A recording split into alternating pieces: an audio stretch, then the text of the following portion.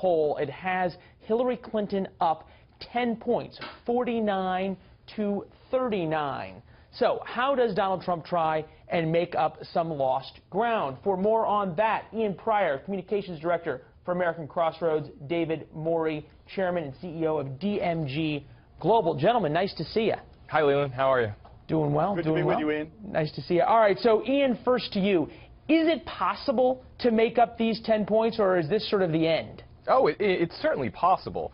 You know, the question is, when is it going to happen? I mean, Donald Trump needs to stop throwing the ball to the other team.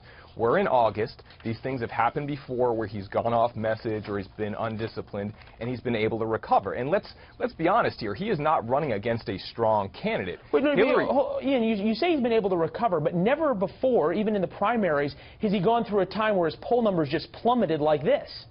Well, again, let's look at the DNC bounce that Hillary got, and we had 10 days, which I'm not going to sugarcoat it, were probably the worst 10 days of Donald Trump's campaign. But once we get into September, things could be different. He's going to have to work harder at staying disciplined. He's going to have to start airing ads.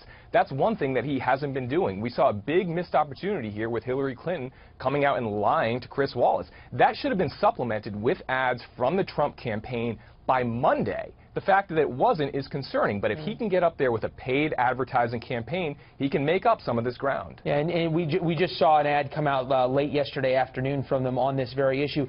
David, we had a guest on in the last hour saying Clinton's team is sort of perplexed by her continued denials and obfuscations when it comes to the email scandals, to the point the Washington Post is now giving her four Pinocchios. Why? Why is the Clinton campaign not trying to capitalize on this Donald Trump thing and instead allowing itself to be caught up in these continued lies?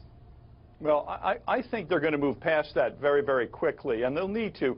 The more they talk about emails, the worse it gets, unless there's some kind of new news and they have to respond to something. I mean, she's talking about some complicated legal issues that the American people don't understand, perhaps. Out of 30,000 emails, three of them had a very David, sort of mysterious...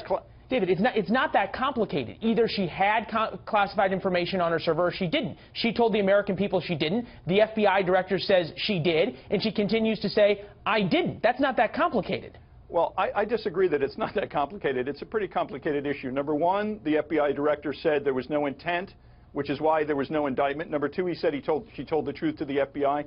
And number three, he said it was extremely careless. And she has then agreed with the first two, and she's characterized extremely careless as I'd never do it again. It was a big mistake.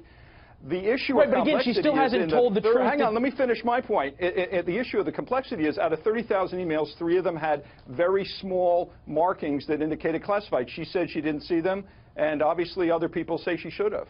Ian, why are we not hearing Donald Trump just hammering away at this issue and saying, look, if the FBI director calls you careless, how can you be president, and on these kinds of things? When Trump's on the stump, we don't hear about these issues. Why not? Well, we should. I mean, I think the problem is that he's getting distracted with all these other side issues. If I were to advise Donald Trump, I'd say you should be talking about 4 things on the stump, right? The economy, national security, immigration, and Hillary Clinton. And that's it. If you're not talking about those 4 things, you're not winning. Those 4 things are ripe for Trump, and he needs to be focusing every single bit of his energy on that, not getting in fights with, you know, members of House leadership or incumbent senators running for re-election. Or Gold Star family. Exactly. It's interesting when you look at sort of a deeper dive in these poll numbers. We know Team Clinton does a lot of polling. We know Trump says, why should I pay for polling when the media does it for him? We've done a little bit of polling, put some of these numbers up. Honest and trustworthy. Noteworthy that only 36% of the American populace trusts whoever the next president is going to be, whether it's Clinton or Trump. Same number there. About 2/3 say they do not think the next president will be honest and trustworthy. So why the big difference between Clinton and Trump in preference? Take a look at the next poll. Who has temperament to be the next president of the United States? Clinton, yes, she has the temperament, 64%. Trump only has 37% of Americans saying that he has the temperament to be president. Interestingly enough, about 37% of Americans support him in the latest Fox News poll.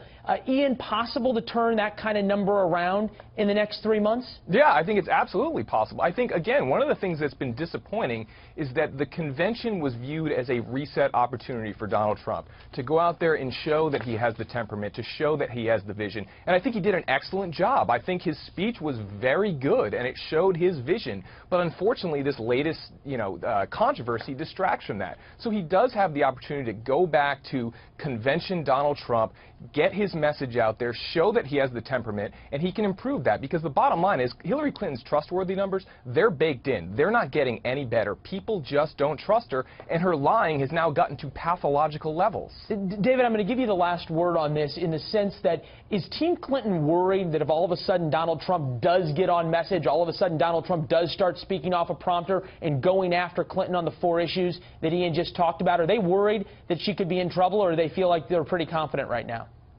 No, they should be worried because operating as an insurgent, which is the way to win a campaign, we have found, and the ones that we've won, is the only way to operate. You've got to be a little paranoid. I mean, both candidates are unelectable in some ways. Donald Trump has a 63% unfavorable, as you said. She has a 55% unfavorable Hillary Clinton. So you got to kind of get relatively better in terms of the unfavorables.